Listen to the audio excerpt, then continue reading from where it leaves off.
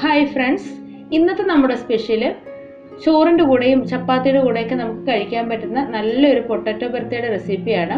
ചോറ് കഴിക്കാനായിട്ട് നമുക്ക് ഇത് മാത്രം മതി കേട്ടോ. നല്ല ടേസ്റ്റാണ്. അതേപോലെ തന്നെ വളരെ പെട്ടെന്ന് തന്നെ നമുക്കിത് റെഡിയാക്കി എടുക്കാനും പറ്റും. അപ്പോൾ എല്ലാവരും വീഡിയോ സ്കിപ്പ് ചെയ്യാതെ കാണുക. നമുക്ക് വീഡിയോയിലേക്ക് പോകാം.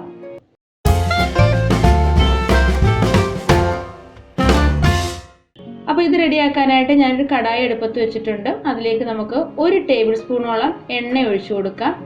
എണ്ണ നന്നായിട്ടൊന്ന് ചൂടായിട്ട് വരുമ്പം നമുക്ക് ഇതിലേക്ക് കുറച്ച് വെളുത്തുള്ളി ഇട്ട് കൊടുക്കണം. ഇതൊരു 10-15 അല്ലി വെളുത്തുള്ളി ഉണ്ട്. അത് ഞാൻ രണ്ടായിട്ടൊന്ന് കീറി എടുത്തിട്ടുള്ളതാണ്. ഇനി അതൊന്ന് നമുക്ക് നല്ലതുപോലെ ഒന്ന് വഴറ്റിയെടുക്കണം. ഒരുപാടങ്ങ് ഡീപ്പ് ഫ്രൈ ആക്കണ്ട. ചെറിയൊരു ഗോൾഡൻ കളർ ആകുമ്പോൾ നമുക്കിതൊന്ന് കോരിയെടുക്കണം കേട്ടോ. ആ ഒരു രീതിയിൽ വേണം നമുക്കിത് ചെയ്തെടുക്കാനായിട്ട്. ഇതിപ്പം ആയി വന്നിട്ടുണ്ട്. ഇത് നമുക്കൊരു പാത്രത്തിലേക്കൊന്ന് മാറ്റാം.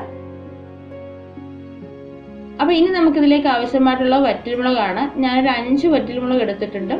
അപ്പോൾ ഇതിന് കുറച്ച് എരിവ് കൂടുതലായതുകൊണ്ട് ഞാൻ 5 എണ്ണം മാത്രമേ എടുത്തിട്ടുള്ളൂ. അപ്പോൾ അതും നല്ല രീതിയിലൊന്ന് ഫ്രൈ ചെയ്തെടുത്തിട്ടുണ്ട്. ഇതൊന്ന് പൊടിഞ്ഞു പോകുന്ന രീതിയിൽ വേണം ഇതൊന്ന് ഫ്രൈ ചെയ്തെടുക്കാനായിട്ട് കേട്ടോ. അപ്പോൾ അതും നമുക്കൊന്ന് കോരിയെടുക്കാം. ഇനി നമുക്കിതിലേക്ക് ആവശ്യമായിട്ടുള്ളത് സവാളയാണ്. ഒരു മീഡിയം സൈസിലുള്ള 2 സവാള ഞാൻ കനം കുറച്ച് ഇതേപോലെ ഒന്ന് അരിഞ്ഞെടുത്തിട്ടുണ്ട്. അതും കൂടി നമുക്കൊന്ന് വഴറ്റിയെടുക്കണം. നമ്മളിതിലേക്ക് ഉപ്പൊന്നും ചേർത്ത് കൊടുക്കുന്നില്ല. കാരണം നമുക്ക് ഇത് ഒരു ഗോൾഡൻ കളർ ആവുന്നത് വരെ നമുക്കത് ഫ്രൈ ചെയ്തെടുക്കേണ്ടതാണ് കേട്ടോ. അപ്പോൾ തുറന്ന് വെച്ച് കൊടുത്തുകൊണ്ട് തന്നെ നല്ലതുപോലെ ഒന്ന് ഇളക്കി ചേർത്ത് നമുക്ക് ഇതൊന്ന് റെഡിയാക്കി എടുക്കാം. കണ്ടില്ലേ, ഇപ്പം നമ്മുടെ സവാളയൊക്കെ ഈ ഒരു രീതിയിലായി വന്നിട്ടുണ്ട്. അപ്പോൾ അതും നമുക്ക് പാത്രത്തിലേക്കൊന്ന് മാറ്റാം. അപ്പോൾ ഇനി നമുക്കിതിലേക്ക് ആവശ്യമായിട്ടുള്ളത് പൊട്ടറ്റോ ആണ് കേട്ടോ. നമ്മുടെ ഉരുളക്കിഴങ്ങ് അത് ഞാനൊന്ന് വേവിച്ചെടുത്തിട്ടുള്ളതാണ്. എന്നിട്ട് രണ്ടായിട്ടൊന്ന് കട്ട് ചെയ്തെടുത്തിട്ടുണ്ട്. അതും കൂടി നമുക്ക് ബാക്കിയുള്ള എണ്ണയിലേക്ക് ഇട്ട് കൊടുക്കാം. അതിൻ്റെ കൂടെ തന്നെ 2 തക്കാളിയും കൂടി എടുത്തിട്ടുണ്ട്. അതും ഞാനത് രണ്ടായിട്ട് കട്ട് ചെയ്തെടുത്തിട്ടുണ്ട് കേട്ടോ. അതും കൂടി ഇതുപോലെ നമുക്ക് എണ്ണയിലേക്ക് ഇട്ട് കൊടുത്തിട്ട് ഒന്ന് ഫ്രൈ ചെയ്തെടുക്കണം. 2 സൈഡ് നല്ലതുപോലെ ഒന്ന് ഫ്രൈ ചെയ്ത് കൊടുക്കണം. അപ്പോൾ തക്കാളിയൊക്കെ ഒന്ന് വെന്ത് വരുന്നതിന് വേണ്ടിയിട്ട് ഞാനിതൊന്ന് അടച്ചു വെച്ച് കൊടുക്കുന്നുണ്ട്. 1 മിനിറ്റ് ഒന്ന് അടച്ചു വെച്ച് കൊടുത്താൽ മതി കേട്ടോ. തക്കാളിയൊക്കെ പെട്ടെന്ന് ചൂട് കൊള്ളുമ്പോൾ തന്നെ ഒന്ന് തുയലൊക്കെ മാറിയിട്ട് വെന്ത് വരും. അപ്പോൾ 1 മിനിറ്റ് കഴിഞ്ഞപ്പോൾ ഞാനൊന്ന് തുറക്കുന്നുണ്ട്. ഒരു സൈഡൊക്കെ നല്ലതുപോലെ ഒന്ന് ഫ്രൈ ആയിട്ട് വന്നിട്ടുണ്ട്. ഇനി ഇത് നമുക്ക് തിരിച്ചിട്ട് കൊടുത്തിട്ട് മറു സൈഡും കൂടി ഇതുപോലെ ഒന്ന് ഫ്രൈ ചെയ്തെടുക്കണം. കണ്ടില്ലേ, നമ്മുടെ ഉരുളക്കിഴങ്ങൊക്കെ നല്ല രീതിയിലായിട്ട് വന്നിട്ടുണ്ട്. ഇതേ രീതിയിൽ തിരിച്ചിട്ട് കൊടുത്തിട്ട് 2 സൈഡും നമുക്ക് നല്ലതുപോലെ ഒന്ന് ഫ്രൈ ചെയ്തെടുക്കാം. അതിനുശേഷം നമുക്ക് ഈ തക്കാളിയുടെ തോലൊക്കെ ഒന്ന് മാറ്റിയെടുക്കണം. ഇപ്പം മറു സൈഡ് നല്ലതുപോലെ ഒന്ന് ആയി വന്നിട്ടുണ്ട്. കണ്ടില്ലേ, നന്നായിട്ട് തന്നെ എൻ്റെ തോലൊക്കെ വിട്ട് വന്നിട്ടുണ്ട്. ഇനി ഇതിൻ്റെ ചൂടൊന്ന് മാറുമ്പോൾ നമുക്ക് ഇതിൻ്റെ തോലൊന്ന് മാറ്റിയെടുക്കാം. ഇത് നമുക്ക് നേരത്തെ ചെയ്തതുപോലെ തന്നെ പ്ലേറ്റിലോട്ടൊന്ന് മാറ്റാം. അതിനുശേഷം ഇതിലേക്ക് നമുക്ക് കുറച്ച് കറിവേപ്പില ഇട്ട് കൊടുക്കാം. നമ്മൾ ഇനിയും എണ്ണയൊന്നും ഒഴിച്ചു കൊടുക്കേണ്ട ആവശ്യമില്ല കേട്ടോ. ചെറുതായിട്ടൊന്ന് കറിവേപ്പില ഒന്ന് വാടി വന്നാൽ മാത്രം മതി. എണ്ണയൊന്നും ഒഴിച്ചു കൊടുക്കേണ്ട ആവശ്യമില്ല. നമ്മൾ ആദ്യം ഒഴിച്ചു കൊടുത്ത 1 ടേബിൾ സ്പൂൺ എണ്ണയിലാണ് നമ്മളിതെല്ലാം ചെയ്തെടുത്തിട്ടുള്ളത്. അപ്പോൾ നമ്മുടെ കറിവേപ്പിലയും നല്ല രീതിയിലൊന്ന് വന്നിട്ടുണ്ട്. അതും കൂടി ഞാനൊന്ന് കോരിയെടുക്കുന്നുണ്ട്.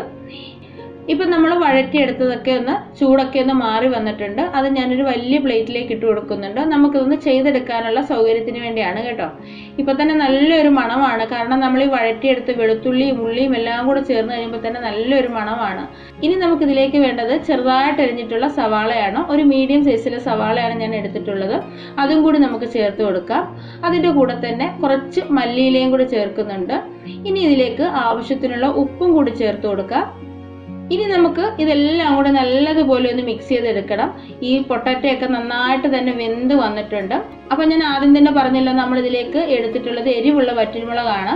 അപ്പോൾ ഇതിൽ കളർ കിട്ടത്തില്ല കേട്ടോ. അപ്പോൾ അതുകൊണ്ട് ഞാൻ ഇതിലേക്ക് കുറച്ച് മുളക് പൊടിയും കൂടി ചേർത്ത് കൊടുക്കുന്നുണ്ട്. കാശ്മീരി മുളക് പൊടി അതും കൂടി ചേർത്ത് നല്ലതുപോലെ നമുക്കൊന്ന് നന്നായിട്ടൊന്ന് ഇതൊന്ന് മിക്സ് ചെയ്തെടുക്കണം കേട്ടോ. തക്കാളിയും ഈ പൊട്ടാറ്റോയും എല്ലാം കൂടെ ചേർത്തത് ഈ ഒരു രീതിയിൽ ഞാൻ എടുത്തിട്ടുണ്ട്. 1/2 ടീസ്പൂൺ കാശ്മീരി മുളക് പൊടിയാണ് ചേർത്ത് കൊടുത്തിരുന്നത്. അതെല്ലാം കൂടെ ചേർത്തത് ഈ ഒരു രീതിയിൽ ചെയ്തെടുത്തിട്ടുണ്ട്. നല്ല സൂപ്പറായിട്ടുള്ള ടേസ്റ്റാണ് കേട്ടോ. നമുക്ക് ചോറ് കഴിക്കാൻ ഇത് മാത്രം മതി. ഒരു പ്രാവശ്യമെങ്കിലും നിങ്ങൾ ഇതേപോലെ ഒന്ന് ചെയ്ത് നോക്കുക. എല്ലാവർക്കും ഇഷ്ടമാകും. നമ്മൾ ഇത് തയ്യാറാക്കുമ്പോൾ വെളിച്ചെണ്ണയിൽ തയ്യാറാക്കുകയാണെങ്കിൽ നല്ല ടേസ്റ്റ് ആയിരിക്കും കേട്ടോ.